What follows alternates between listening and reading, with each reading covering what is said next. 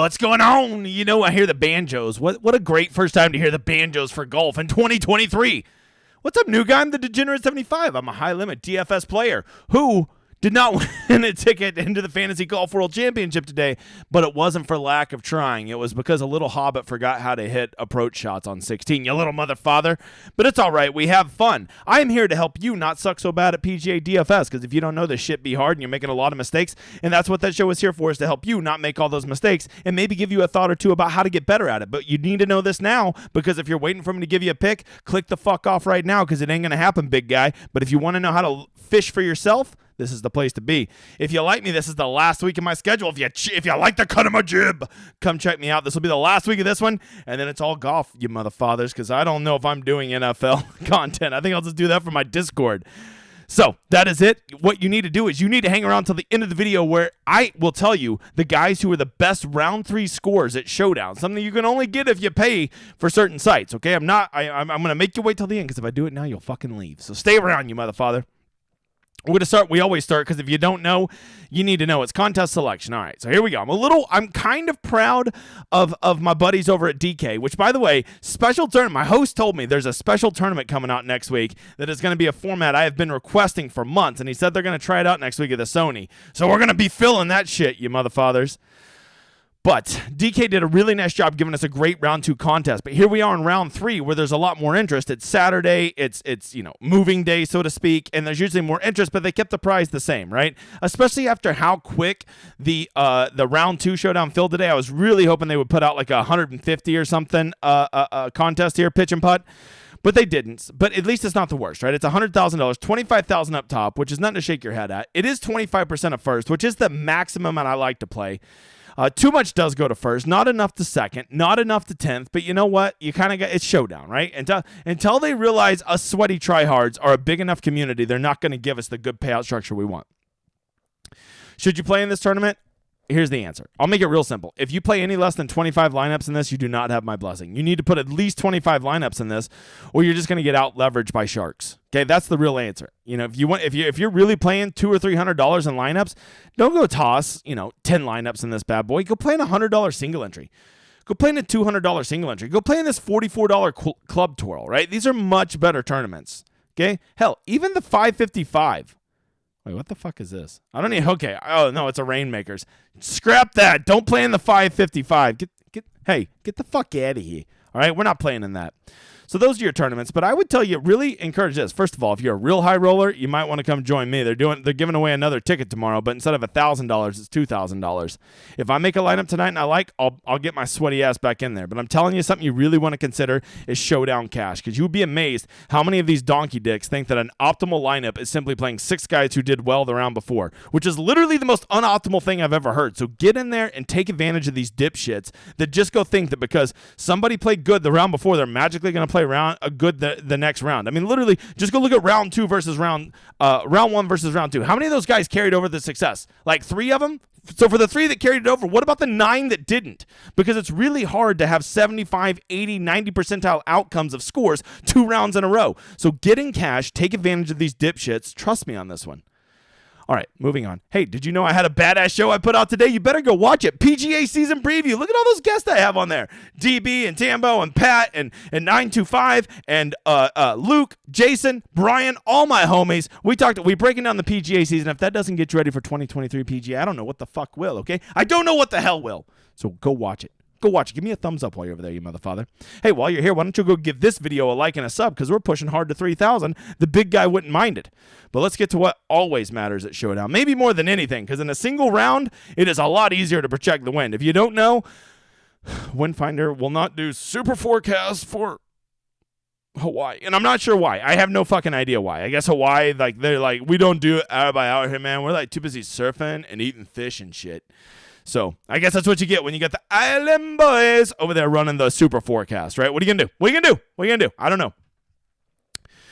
So I don't even really want to look at it. Like, what can you tell when you're talking about 3-hour chunks? We're going to assume, because literally they're finishing the 18th hole right now. Morikawa is on 18 right now as I'm recording this.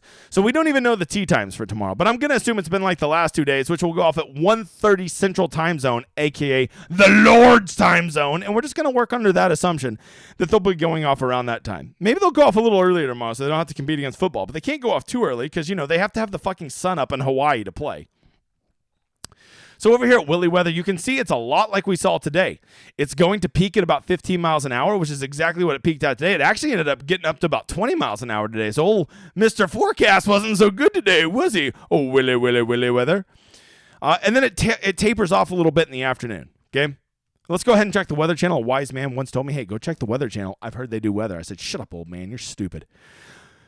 What do they got? We're assuming they go off at 9. It's going to get the freshest around 1 o'clock, which I imagine will be right before the leaders go off. And then it kind of tapers down in the afternoon. So let's go take a look at what they did today and see if that wind played any difference on how people played.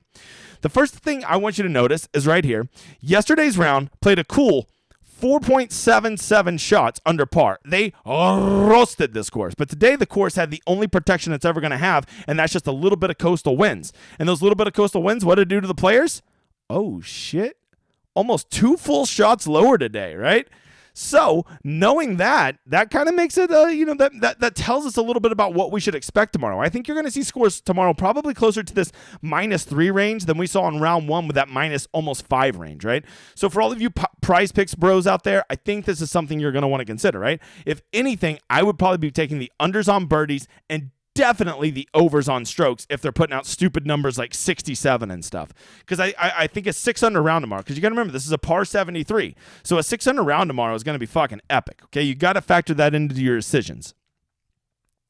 But I think there's a little bit more to tell. Look at day 1. The morning and afternoon splits were nearly even. But let's go look at today. Oh, damn. Almost 3/4 of a shot difference between the morning and the afternoon. The afternoon guys had the better of it. Now, you would be a fool not to acknowledge that the guys who went off in the afternoon were all the leaders. So we can make one assumption, that the leaders are probably playing better than the guys that went off early. That certainly accounts for some of it, right?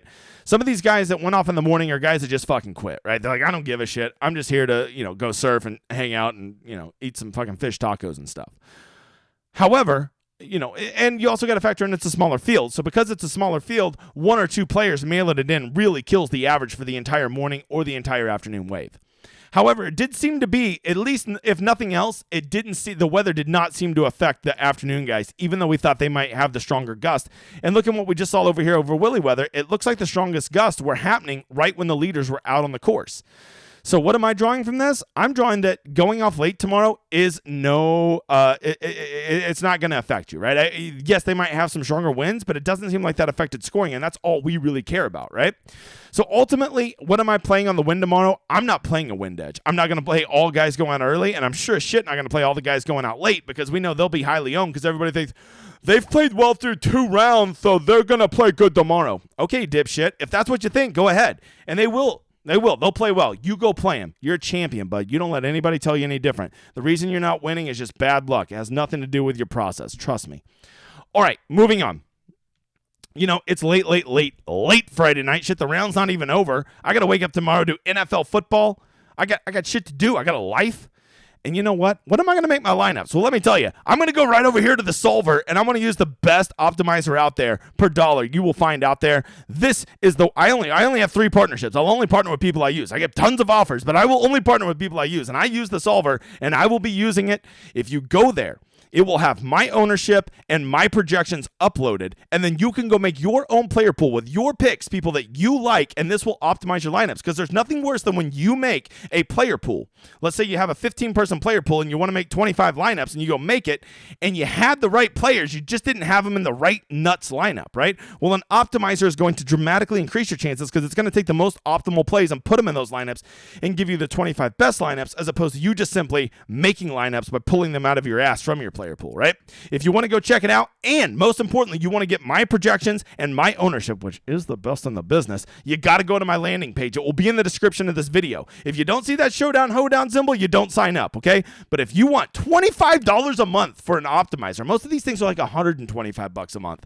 So go check it out. Use my landing page, and then you will automatically be signed up, and you will get my projections and everything, and you'll be able to go make your lineups, and it will now take you 10 minutes to go make 30 lineups as opposed to 4 hours. Okay? That is the goal. All right, let's get to some guys that might be some good plays. Let's hit refresh. Let's see if these sweaty tryhards are done yet. We're going to look mainly at round 2, okay? The first thing I always like to look at round 2 is, well, this is the easiest one. Who played the best today? Luke List shot -8. And you're thinking, Luke List shot 3.6 on putting? That's like, that would never happen. Well, it could, right? Because in round 1, here's old Luke Demin List. Let's go check out Luke D. Listies. Where you at, stupid Luke? Stupid Luke. I want to teach you a lesson. Luke List lost 2.24 strokes putting in the first round. And I will be the first to tell you, Luke List fucking sucks at putting. He's actually the worst adjusted putter in this entire field. I know because I have to know it from my Rosetta Stone. However, he ain't that bad. He ain't 2.24 below average, right? So if he would have just putted average today, we should have expected him to pick up almost 2 strokes, between 1.5 and 2 strokes today. Now, did we get a bonus of him picking up a full, what was it? 3.6. Yeah, that's pretty lucky, right? But even if he didn't pick up those strokes and he just putted average today, he still would have shot somewhere between a -4 and a -5. The hot putter is just what got him to astronomical -8, right? Now, what I find most concerning about Luke List is he doesn't putt like that. That would be a bit of an anomaly, and I wouldn't count on that happening again. Plus, he'll probably be highly owned because people say, oh, Luke List played good yesterday. He'll definitely play good again tomorrow, because they're morons. And you just let them go play Luke List. Luke List had a 95 percentile outcome today, meaning that if he played this round 20 times, this would have probably been the best you would ever expect him to perform in those 20 rounds. So if you want to bet that he does that again tomorrow, you go right on ahead. I'm okay fading that because I know Luke List will probably regress to the mean, and that means he'll probably shoot a -1 tomorrow.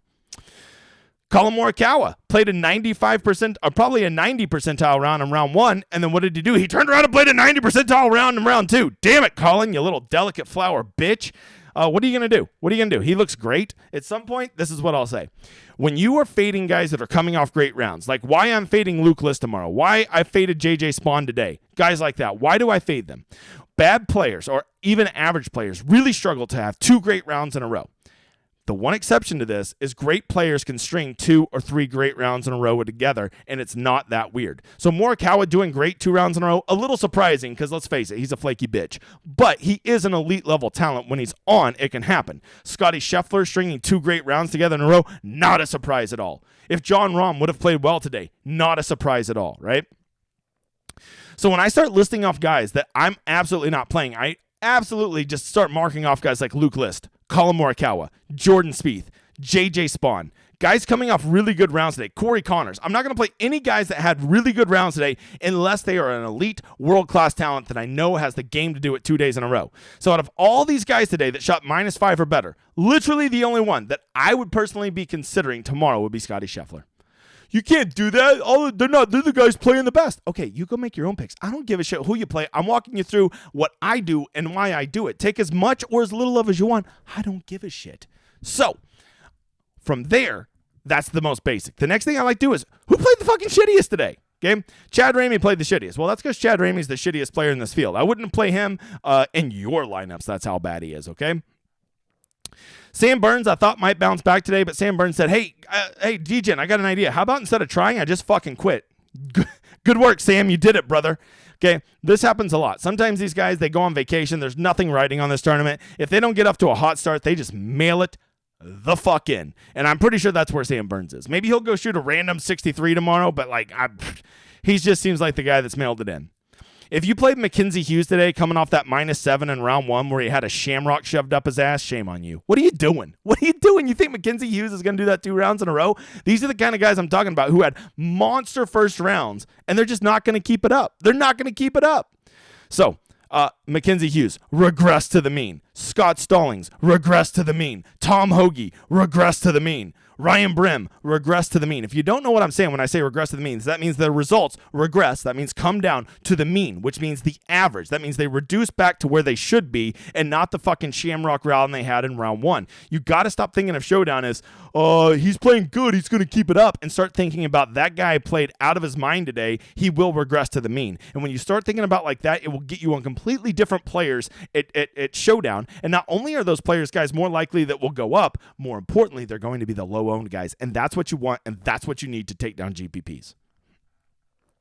So who are some guys that played bad today that I'm not afraid to go back tomorrow? I mean, if you don't see that Sung J M picking up 2 strokes on approach today and 2 days in a row just shitting away around the greens and on putting, I don't know what to tell you.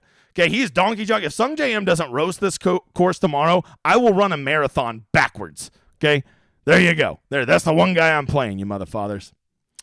Other guys, Victor Hovland. Just killed himself around the green, did nothing with the putter, did not have a great round, but I will tell you this. He did sneaky save it at the end. I think he picked up four birdies coming in his last 7 or something like that.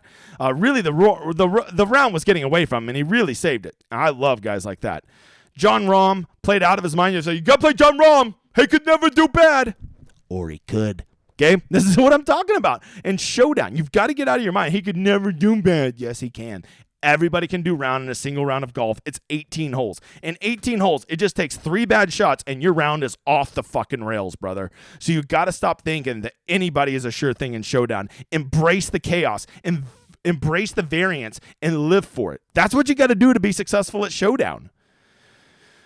Tom Hoagie, he was so good in round 1. I told you, man. I had a feeling about old Tom Hoagie. He wasn't very good today, was he? Bob, okay, get out of here. Get out of here. Billy Horschel bounced back a little bit today. Aaron Wise looked pretty shitty for a long time. Aaron Wise might be a really good candidate tomorrow because look at that tee to green, shitty putting. All right, the next thing I like to look at, I think the single most important stat when it comes to Showdown scoring is approach. So who are some guys that just absolutely roasted it with approach today? Hogels, Tom Hogels, Scotty Scheffler.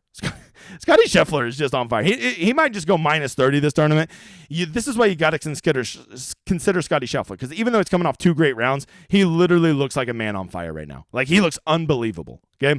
And so because of that, you do have to ask yourself, is he just going to boat race this whole damn tournament? And that's a legitimate question that needs to be asked, because 2.5 on approach with as good as he is at everything else, he might just go shoot minus 10 tomorrow and this shit's over. Okay, that is a real thing that could happen. So if you're auto-marking out Scotty Scheffler because he's coming off of 2 good rounds, you're not listening to what I'm saying. Great players have it in them to go 2, 3, or even 4 rounds in a row of just dominant scoring. Tom Kim, look at that approach, and he killed himself with a putter today. I like some Tommy.